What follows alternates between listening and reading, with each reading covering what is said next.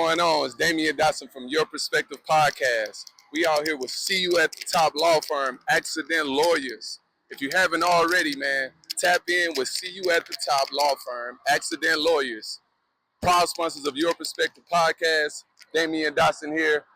Man, it's ESPN Win here with Ur.Perspective Podcast, man. I'm out here kicking it with See You at the Top law firm right now. And we're about to pull up 10 deep and make a spectacle. Catch me on 288 right now. I'm pulling up 10 deep in the Cybertrucks, bro. Welcome to Ur.Perspective Podcast. This is Season 2, Episode 2, live from the Fertitta Center. I'm your moderator, CJ Short. Introducing the stars of the show. To my far right, Damian Dotson. To my left, all I do is Winston Shepard. Today we are joined by special guest, Coach Mike G. Welcome. Thanks for taking some time to do some Q&A with us today, and looking forward to having some fun. Man, CJ, it's a pleasure. Thank you, gentlemen, for having me. It's a wonderful blessing to be here. So hopefully I can provide a little bit of thought and inspiration. Man, look, so from my perspective, I want to hear what you got to say because it's very receptive to me, being an athlete, you know what I mean, playing professionally. We all play basketball. We all do things. He's a professional golfer. Wynn's a professional basketball player. You know what I'm saying? So Sure. We all need to hear the insight and where it's coming from your standpoint, because what CJ didn't mention is we talking about guys like Jrue Holiday, Anthony Davis, Fred VanVleet, Jalen Green as the most recent. You know, you're in Houston. You're able to talk to Jalen every day. You're able to talk to Fred every day. You know, so you're in this. You're at the games. Yes, you're sir. talking to these teams' trainers. You're doing it. You in the mix at the highest level. So I want to say appreciate you for taking time out to pull up on us. We want to hear what you got to say, brother. And, you know, I'm looking forward. It's an informative situation. I'm looking forward to listening and learning a lot. So once again, appreciate it. Welcome to Ur.Perspective, Season 2. Yes, sir. Let's get it. Brother, Yeah, for sure. Let's get it. Bro, I kind of want to jump into it, right into it, Mike G. Just give us a rundown and where it all started, man. Yeah. You know, we all got a story. Everybody sitting here, everybody watching, we all got a story. Yeah. I kind of want to know, like, where did it all start? Believe it or not, I played football. And I say that because obviously for those who are watching, I'm a 5'8" Korean guy, and there's not too many of us playing football, especially receiver. And I played at the Division II level. You and I spoke prior to air in Ferris State, Michigan, which is a small city called Big Rapids. And I peaked in college. You know, in high school, I was a supporting role type dude. In junior college, I was a supporting role type dude. But in the pinnacle of my career, I actually was the leading receiver. So that was an important milestone for me because I got to truly understand what it meant to be at the top, with whatever venue that was, Division II or, you know, USC, which is where I wanted to go. But I say all that to say this, you know, being that I wasn't genetically gifted, I wasn't a 4.3 40, I wasn't 6'4" at that time. I had to level up the playing field. How do you do that? You train. And I may not look it, but I'm 40 years old. So back then, it was strength shoes. Y'all remember the jump soles? Yes, sir. I was jump soling in the middle of the street, jump rope. Yes, sir. I was. East Bay. They were in East Bay. Yes. East Bay, yeah. East Bay. Sure, I was. Wow, I we remember just that. aged ourselves. Hey, I remember them jump soles. I used to have them in the closet, East bro. Bay at home, kids. East Bay at home, jump you know East soles. Bay? Do your Google Yeah, search, man. Yeah. I'm not saying And that was my way of saying, you know what, this is what I love, this sport. How do I turn heads since I don't turn heads with an eye test, which is, you know, how you look, right? So I trained and I fell in love with lifting weights and I fell in love with sprinting and running and, you know, doing all the things. And I became exceptional, you know, I was decent. And once my career at Ferris came to an end, yes, I did try to do something pro, right? I knew the NFL was very unlikely just based off of measurables, but what about Canada? What about Arena? What about Europe? They had NFL Europe back then. And I went to a combine, which was like a free agent combine, not the NFL combine. And I tested really well in all the tests except for the 40. I ran a 4.65. And at 5'8", 170 pounds, the agent that was going to sign me came up to me and said, if you would have ran a 4.4, we'd be talking a little bit more business. But there's guys that are 220, 6'4", 6'5" that run faster than you. So it's going to be tough for you to be marketable, right? And that was pretty much the end of my career. I was cool with shutting the door on playing and opening the door to the real world, so to speak. So not to cut you off, but for the people watching at home, if you never played football, if you never had a chance to be out there and experience it, can you explain how much of that speed, the 40 time that we focus so much on, can you explain for the people at home how important that is? Well, first of all, from the perspective of what is deemed fast in the NFL, okay? Unfortunately, we put a lot of praise and a lot of hype on the 40-yard dash, but we see all the time people who run really fast but don't play fast. But you can make a lot of money just off that. Just off that. Yeah. And John we've seen it Ross. all. Yeah. I don't want to say no names, but I mean, Tyreke is very fast, but he's also good. And he can catch. But I'm saying he can catch. He's the anomaly, though. Yeah, he's the guys that run that fast can't play. You know what I'm saying? And you know, I prided myself on game speed, and if I can read a defense faster than anybody on the field, I'm 4.3 fast, even though I run 4.6. And that's the difference, right? So it's definitely a breath of fresh air when you are able to step outside of the element as a coach, as a trainer, and train a Reggie Bush and see true 4.3 speed. Yeah. And it's like, no wonder I didn't make the NFL. Right. Of course I didn't make the NFL. Like, look at these people. Yeah, right. And, you know, they're your height. They're 30 pounds heavier, 7% body fat, and they move like gazelles. Yes. How am I supposed to block that person? How am I supposed to beat that person off a man press? Like, you know, and you got Wes Welker who opened the door. You have a Danny Amendola. You got all these little receivers. But even when I stand next to those guys, because they're bigger than me too. They're not little humans. Mm-hmm. So just God didn't have that in his cards for me. Like I do not have an NFL frame, let alone a professional football frame. I just was able to do a lot with he gave me. Right. And that's what when I came to realize, this is probably not my calling. But coaching was naturally because I fell in love with that as a passion as a player. Yep. And then my father, who was a 20-year Army vet, he taught me all these principles, right?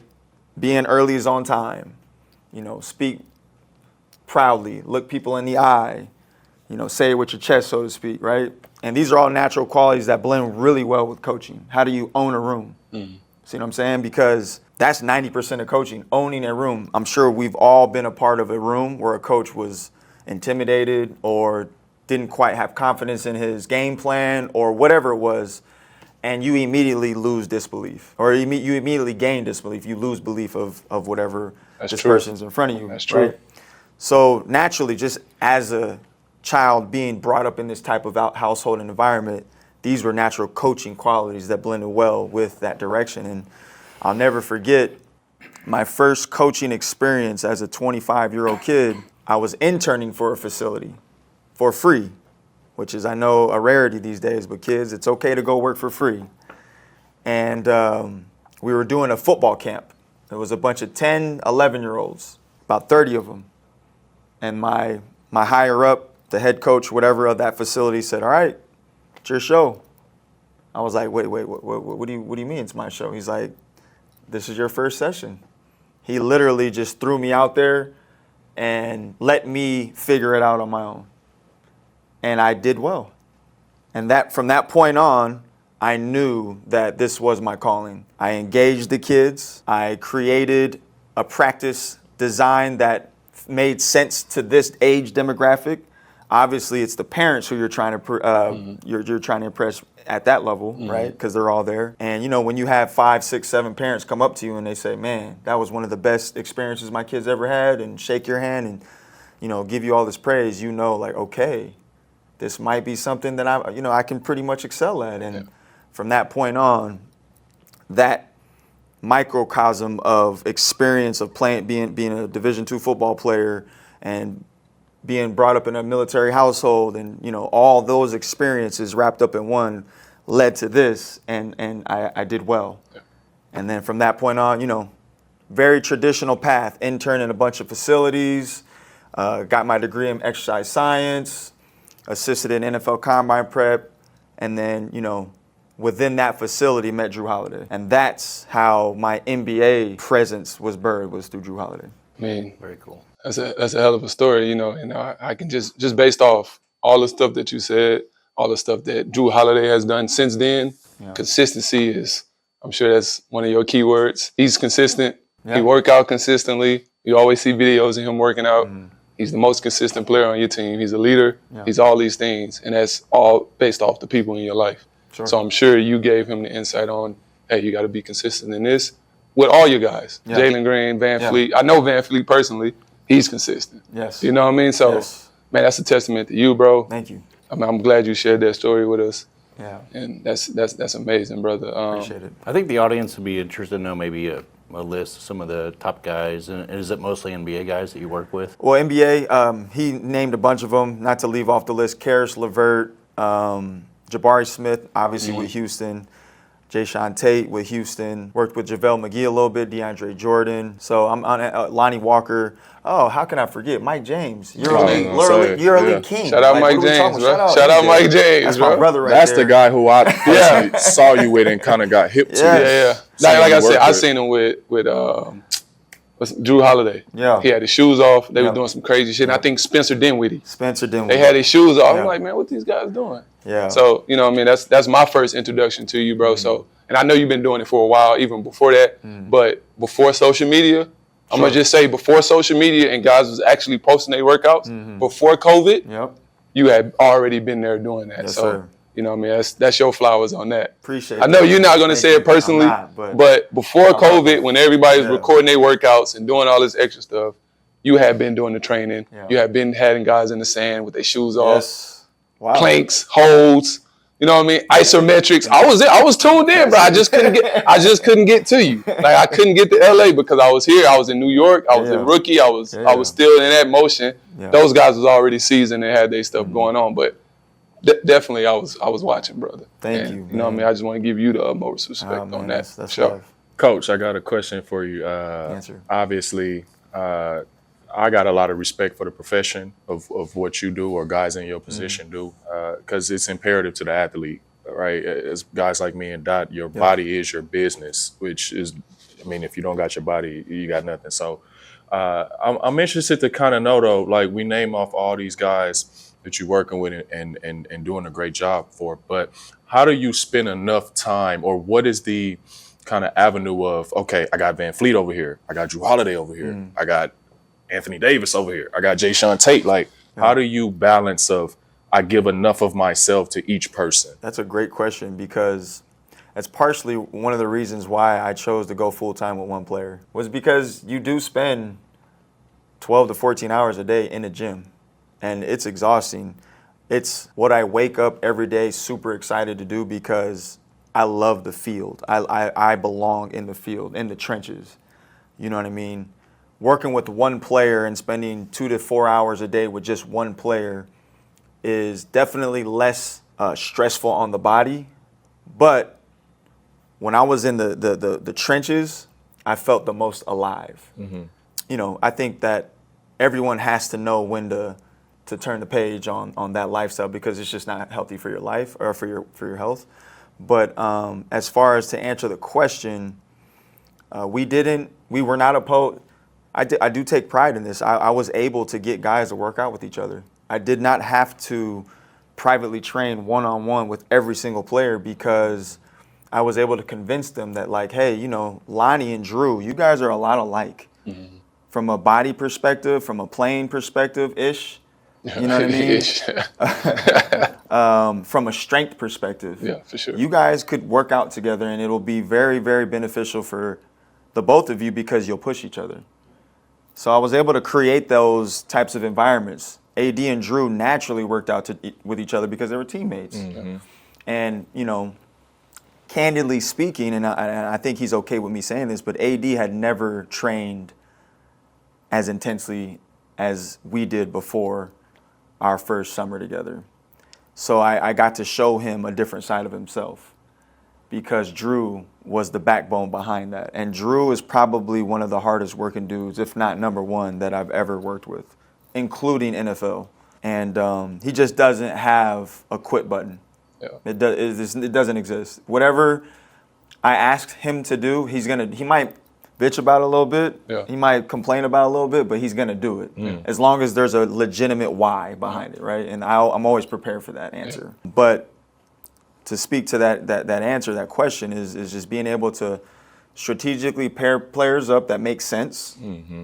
Good personality, blending. Because if you have two opposite personalities, that might not be a good environment, right? So you have to understand social dynamics as well, which we talked about off air, which is a huge part of coaching. Like how I communicate to you is going to be probably completely different how I communicate to you. Mm-hmm. So will y'all be in the same group together? Probably not, right? I'm going to try and find a little bit more similar personality style, if that were the case. Mm-hmm. So, and then obviously the whole positional attribute as well. Bigs with bigs, if possible. Absolutely. Guards with guards, playing style types with one another. Who loves defense, who doesn't? Because usually the guys that love defense grind, right? Yeah. It's a mentality, right? Yeah. So that's pretty much how we would break that up. Now, how hard was that to convince these guys to get in there with each other? Like, was it an issue? I know from my own career, at least on the court, I did not want to work out in group settings. Like, I just was like, me and Dot, we just don't need the same thing. Like, he's a tremendous floppy shooter. I'm off the ball. Like, I got to a point where I was like that too. At first, I was like, all right, cool. I used to work out with Gasto. We used to work out. Everybody will have a 5'8" guy over here. Right. No disrespect. We have a 6'5" guy over here, and we doing the same thing. Yeah. Cone drills. Yeah.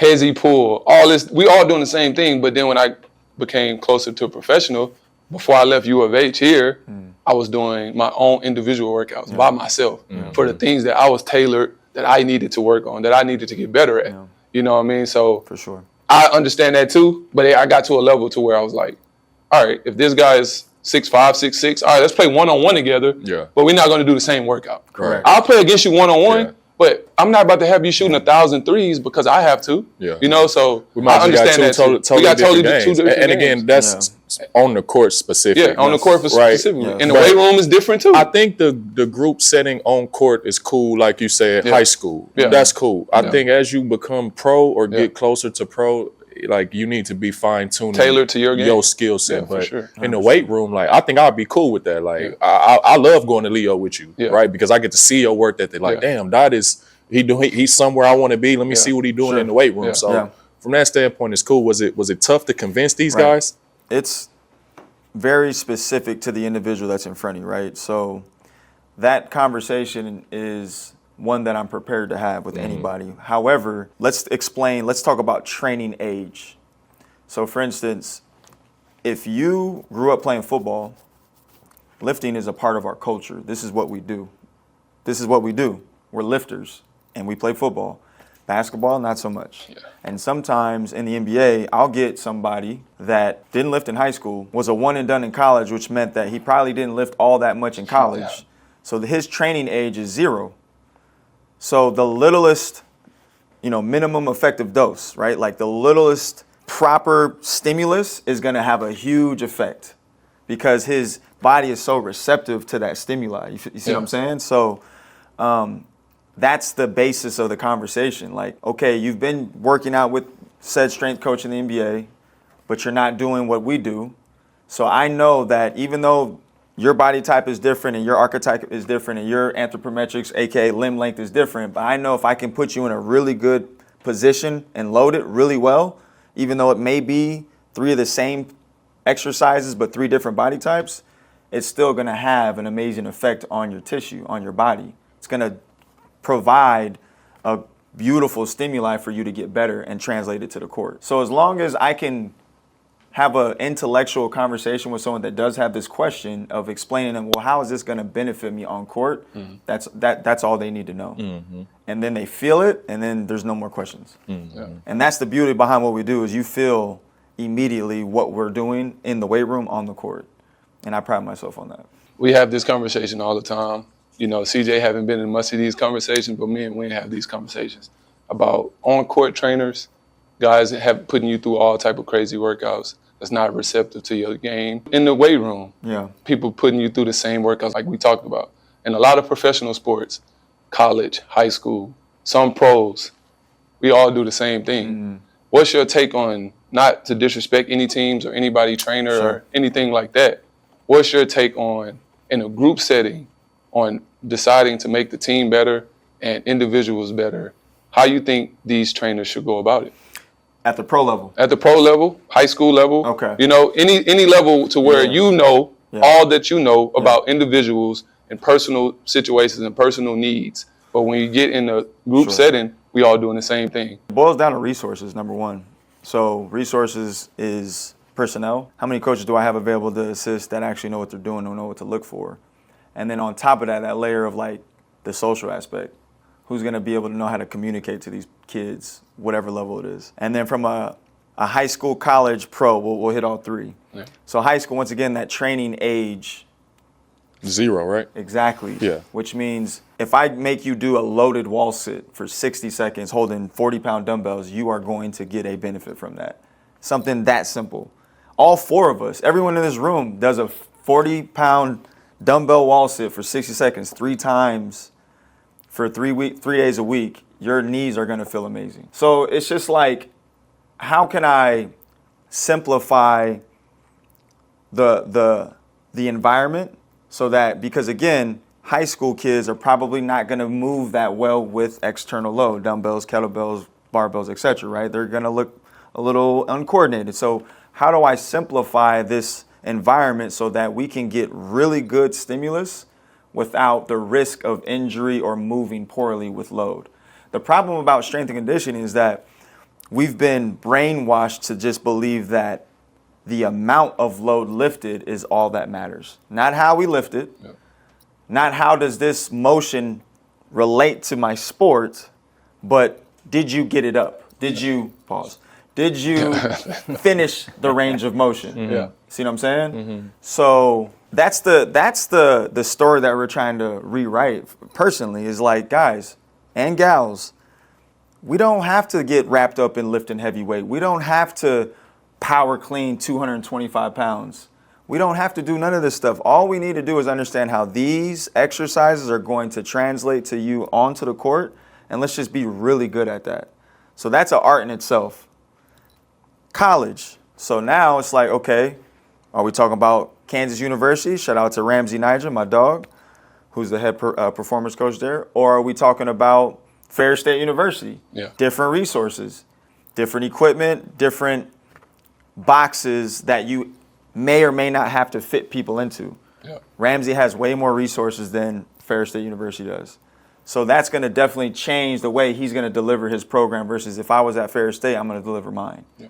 See what I'm saying? Point being is that Ramsey may be a little bit more individualized. Guards, swingmen, bigs. Yeah. Y'all got this because you guys spend this much time. They have the analytics. You guys spend X amount of time at top end speed, so you probably need this type of lift because it's going to help reinforce better tendon loading because your tendons are a part of that type of movement process. You see what I'm saying? Bigs, you guys are not spending a lot of time in end ranges, so probably want to spend a little more time in end range because that's usually where injury happens. You know what I'm saying? So I feel you. being able to have that information and then build programs over that is so limited to only those who have those resources. Exactly. And then Ferris State, not to knock Ferris State, that's my school, but I'm It's assuming a difference of levels. It's a difference of I'm levels. assuming that they resources. don't have. Yeah. So like he's gonna do or she's gonna do the best that they can with what they have. Exactly. And again, as long as we have the notion and the idea and philosophy of like, look, let's load, but let's make sure that the shapes, the positions look quality, and do they look like they would be used on the court? Yeah. That's it. That's how simple it is versus, all right, we got a barbell complex. It's going to be a bent row, a hang clean, a front squat, and ready, go. And then I'm going to go over there. How many times have we done that? I've done that. Too many. Yeah. It's like, and then as a football meathead, hell yeah, right? Like, it's cool, no problem.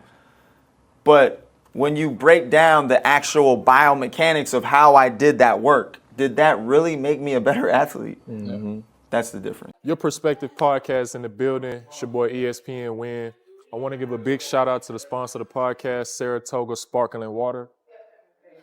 Get down to your local dealers and pick this up.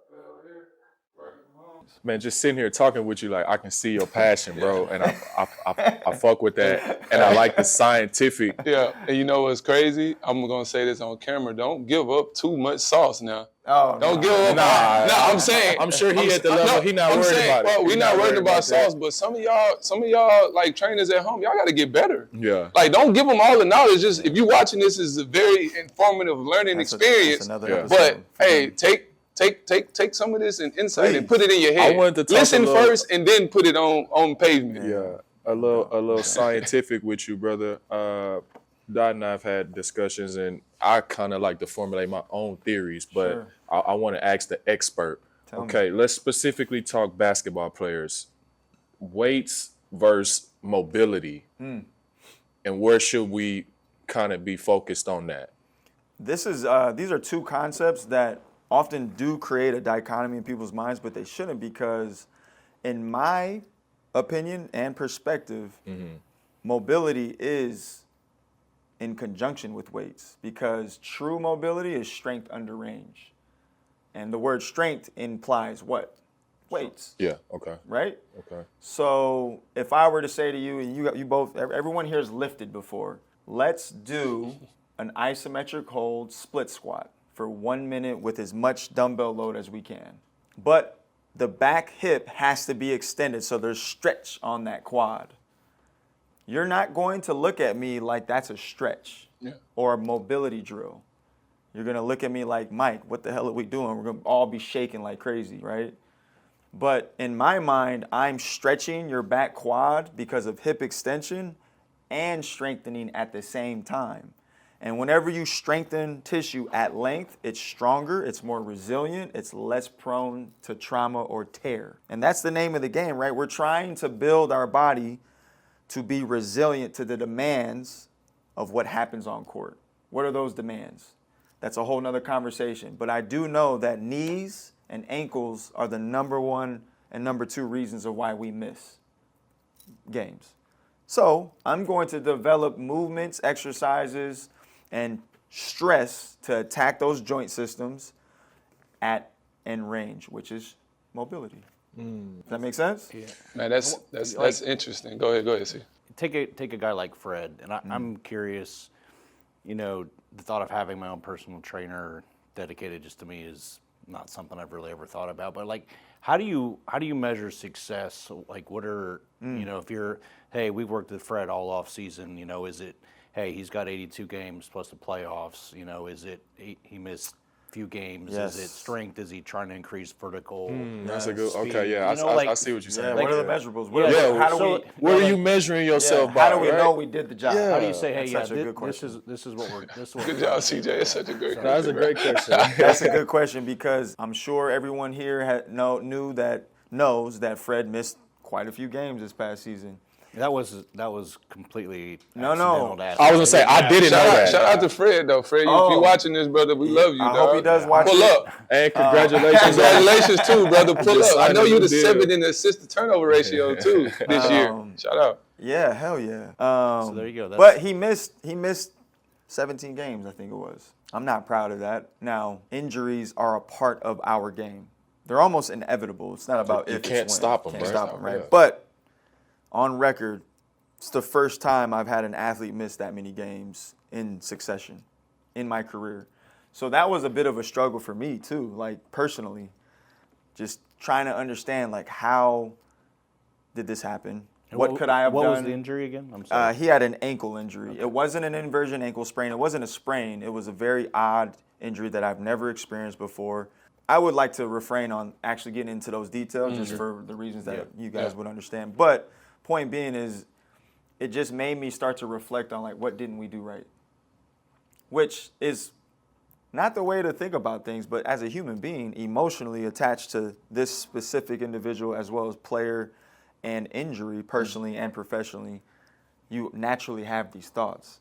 To answer the question, I pride myself on games played, right? If we can play, 80% of our games, let alone all 82, that's a win. That's a success. That, you know what? I think we did a good job. But we can easily resort to just asking the player, hey, subjectively speaking, what are your thoughts? Did we hit the marks? Did you feel at your best? That's also a way we can measure that. And then secondarily, I pride myself on peaking for the playoffs. We did that with Jrue when he went crazy against the Blazers, and then they got to the second round against Golden State and lost in 5 or 6. But short story, true story with Jrue, he played 48 minutes in that game 6 against Golden State when we got eliminated. We're on the table. I'm cooling him down. Every game we do a cool down. We do a stretch. We do whatever we need to do to get the body already in recovery mode. And it's the wrap-up conversation. Like, okay, what a great season. And, what are some of the things that we did well and what are some of the things that we didn't do well? And how do you feel, right? And he's like, Mike, 48 minutes, I feel like I can keep going. Awesome. I said, what? Yeah. He's like, I feel like I can keep going. Like, I physically feel like I can keep playing. Yeah. And for me, that was obviously like, wow, this peaking for playoff thing is real life. We can do this. We can actually create strategic program design to where he's at his best when it matters most. Same thing with Fred. Saw that 25 points per game, last 4 games. Fred had Fred had, he was the best player, one of the best. He was the best player during that last 4. Alpi, best Fred, guard for sure. Yeah. Best guard on our team, right? For sure. Defensively, offensively, like we peaked for the playoffs. Yeah. So that conversation obviously is a little bit watered down because he did miss 17, 18 games, which obviously takes away from game load. But, I'm a firm believer it's not about what you can't do, it's what you can do. So we're training through that process, right? That helped probably in that playoff run. However, my point being is that if we're peaking for the playoffs, we're not missing a whole lot of games, and you feel amazing and you feel like you in your heart are at your best physically, then we did a good job. Sure, bro. Yep. Man, I got a couple more questions for you, a couple interesting questions, man. I just based off everything you just said, peaking for the playoffs, trying to make history, trying to make runs, trying to be ready at the right time. Yeah. Man, I got an interesting question because it's going around a lot. Jason Tatum, Dame Lillard, Tyrese Haliburton. Yep. As you being the guy for most of those, you know what's going on with these guys. You're with them every day. Hey, how you feeling? How you feel today? You feel like you can go? What's the balance on telling these guys, hey, I'm trying to make history here. Mm-hmm. I'm trying to win the championship. I'm trying to get these rings. Yep. But on the other end, it's like, hey, what about your longevity? This is possibly a career-ending injury that you could possibly get. Career-changing. Career-changing. Not ending. Possibly career-ending. Change the trajectory of your possibly career-ending. You might not come back the same guy. We don't know if Dame Lillard going to come back the same. You might not come back the same guy. So when we're looking at, these are the 3 injuries that happened this year. Yes. Dame Lillard, Haliburton, and Jason Tatum. All in the playoffs, too. All in the playoffs. Yeah. So, how do you go about that situation? How do you tell these guys, hey, look, your health is more important than your history. Your health is more important than you getting that ring on your finger and looking back and saying, you never won, but I had an opportunity to get, but I got hurt. Like, what's the fine tuning on that? Like, what's the middle, the line in the sand to where it's like, you don't need to play. No, you good to play. We don't have a crystal ball, right? We don't. There's no predictor. What we do know is the data is clear as hell. You got a calf strain, that is almost 100% predictor to Achilles rupture. There were 7 this year in the NBA. 7. The average, 7 Achilles ruptures. The average before 2024 was 1.45 or something like that. 1.45 Achilles per year from 95 to 2024, and we had 7 this year. Is that correlated to minutes played? Man, speedy recovery to all y'all boys, by the way. We don't know, and I'm not. People think it could be the low tops. You think that got to be the load on the practice, the play-in games, the tournament? I try not to make any definitive claims on anything unless I have a full perspective on what's happening. Yeah. I don't know any of these players personally, so I can't speak intelligently about why or what is happening. Yeah. But what I do know calf strains Achilles are next. number one predictor of Achilles rupture. I mean, look at KD. Yeah. He had a calf strain. Yeah. Now, like, to answer the question, how do you tell Tyrese Haliburton, hey, man, you probably don't want to play in Game 7 of the NBA Finals because you have a calf strain. You might rupture Achilles. First of all, I don't think you can. I don't think you How do can. you say that? You can't tell him that. And then second of What all, does that conversation even if look you like? do, he would get fried in the media. You know what I'm saying? They would fry him if he sat out and said, He man, would my be calf pissed off himself. He would Yeah. be like, what the fuck you talking I about? mean, me personally, Really? I would be pissed off at myself. You know what I'm saying? That's just answering So from you're, my you're perspective. 100% playing though, right? I'm 100% playing. I think everyone- In the Game 7 I'm of the 100% championship, playing. where I have a Everyone's possible, playing. I just It's beat Game y'all 7 by of the 30. finals. Like, you got to Everyone's- risk it. CJ, we Everyone's just beat y'all by 40. Facts. And he played I 24 know minutes. if I just beat you by 40, I know this next game I got an opportunity to win. I have an opportunity to be one of the best point guards in the league. And he Of was course I'm moving playing. well, Of and course he I'm played playing. 24 minutes. And he Started was off effective. 3 for 3. Yeah. Come on, bro. I'm feeling great. So, Come on now. That's but a tough one, man. so That's tough. I've been thinking about this because, you know, social media, everybody and their mom has the answer. And I've been thinking about, like, what would my answer be if I decided to take to social media? So the mechanism of injury, the MOI is what we call it, is the actual movement, the biomechanic that is created behind the injury. So for instance, when you see an ACL injury, predominantly you see this inward knee collapse, right? External rotation of the tibia. That's 9 times out of 10, okay, we can see, all right, that's the MOI of an ACL. The MOI of an Achilles rupture is what? Knee extended, forceful dorsiflexion. I was going to say, it looked like so that that back, right there. back step, right? Yeah. Okay. So they call it a false step. I don't call it a false step because the center of mass is actually staying forward. It's the natural projection point of when you want to move forward. But here's the key. That knee is usually straight when the Achilles ruptures happen. So if you have a calf strain, is that calf strong?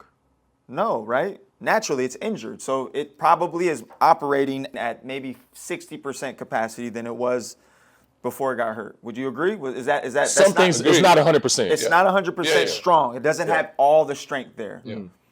So if I don't have enough strength in my calf to absorb or propel force in that mechanism of movement, that physics, false step, if you will, my calf is not going to help absorb all that force, which means it goes where? Straight to the Achilles, boom, you have your rupture. Because it's doing the job it don't normally doing do. the job that it normally is not designed to do.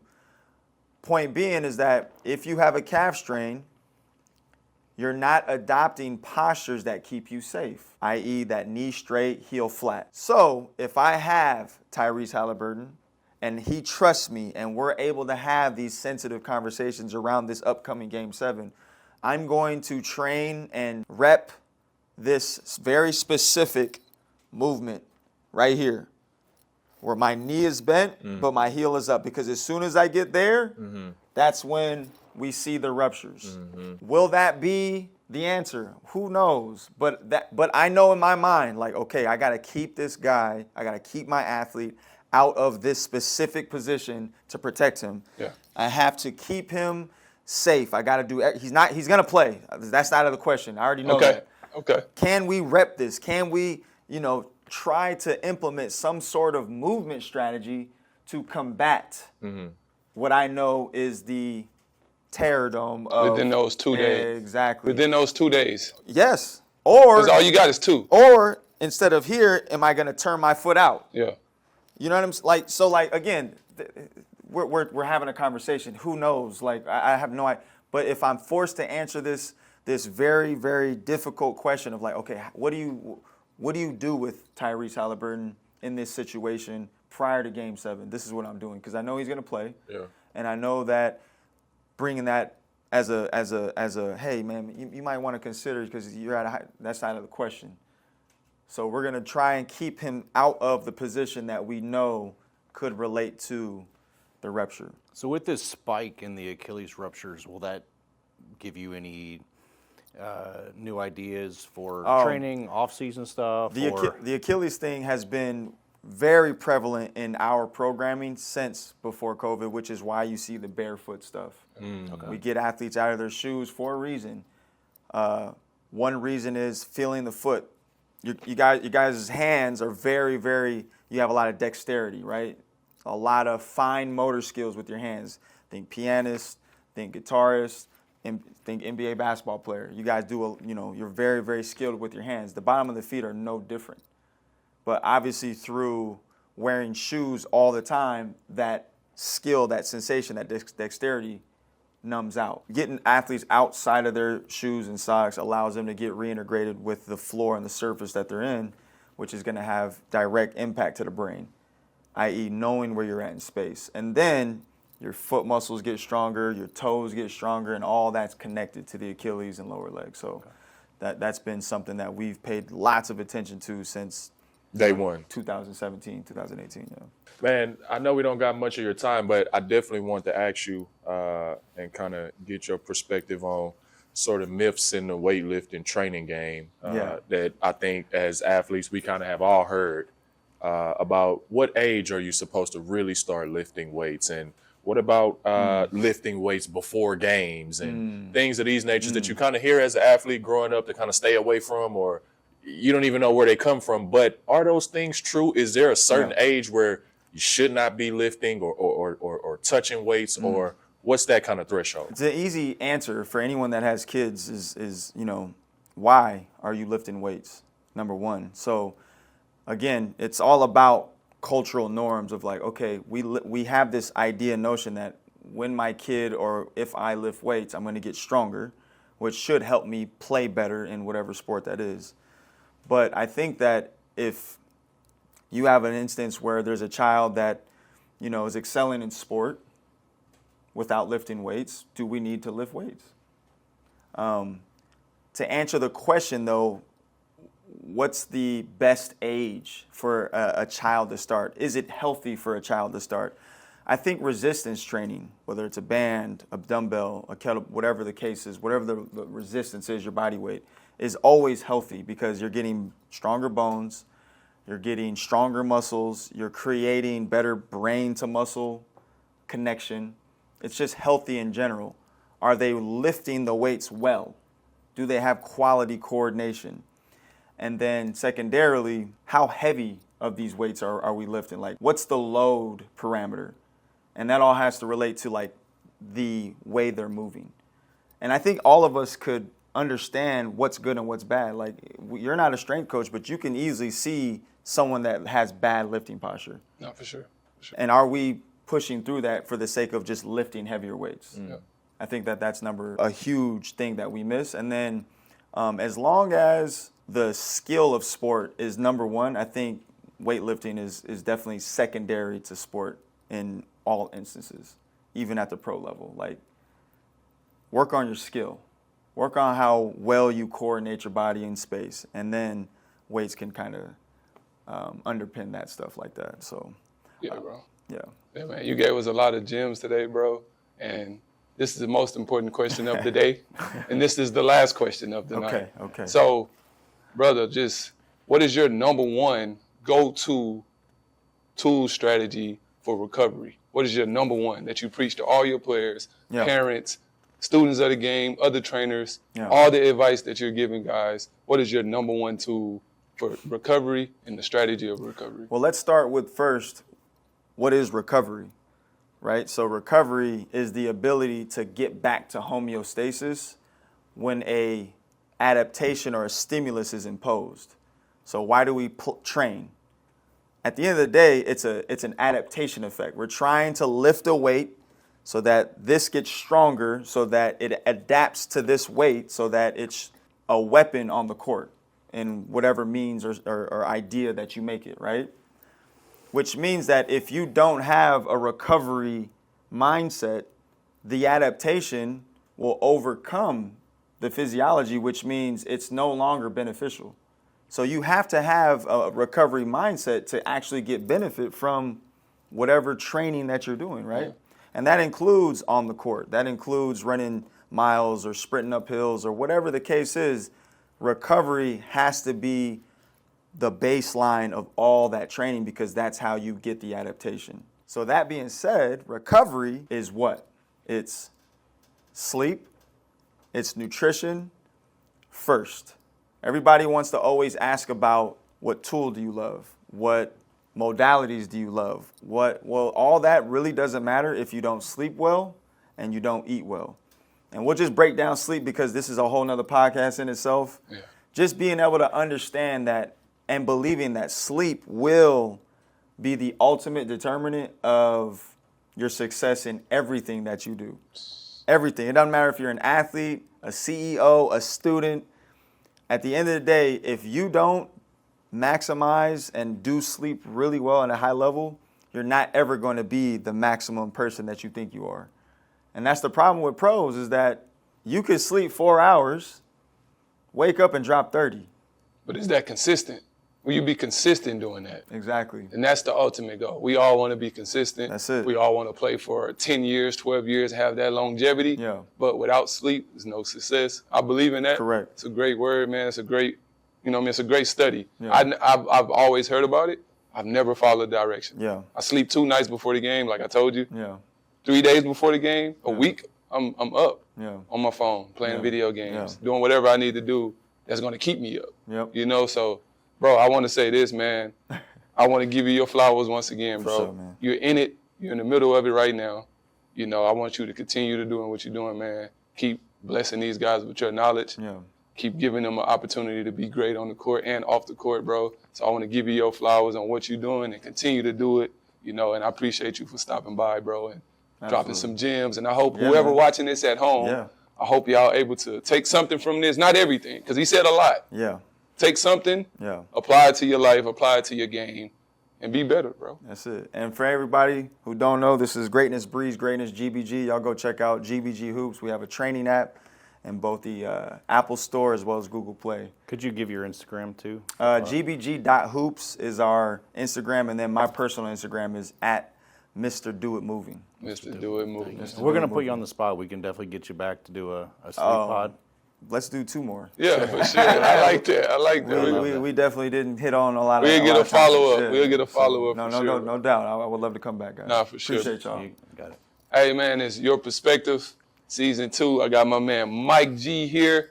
I got Winston Shepard over there. And we got the coolest man on the planet, CJ Short, right in the middle, the moderator, the coolest guy on the planet. Check the kicks out. CJ, show him the kicks, man. We in Houston. He got the Rockets ones on. Shout out to CJ Short, man. Yes, sir. Appreciate y'all for stopping by, staying tuned. If you haven't already, make sure you like, follow, subscribe to the channel. Turn your notifications on right now. Sleep at night. Sleep. Sleep. This episode is brought to you by Tago Restaurant, 1120 Dennis Street. You know what I mean? We here with my boy Win, live on set. We got the Mayan Mule right here. Get you a try of that, bro. Nah. Try that. You ain't gonna try that? Nah, it's way too early, but we saving this one for you. So make sure you get down here to Tago, 1120 Dennis Street. Ask for the Mayan Muse when you get here. Ask for Will.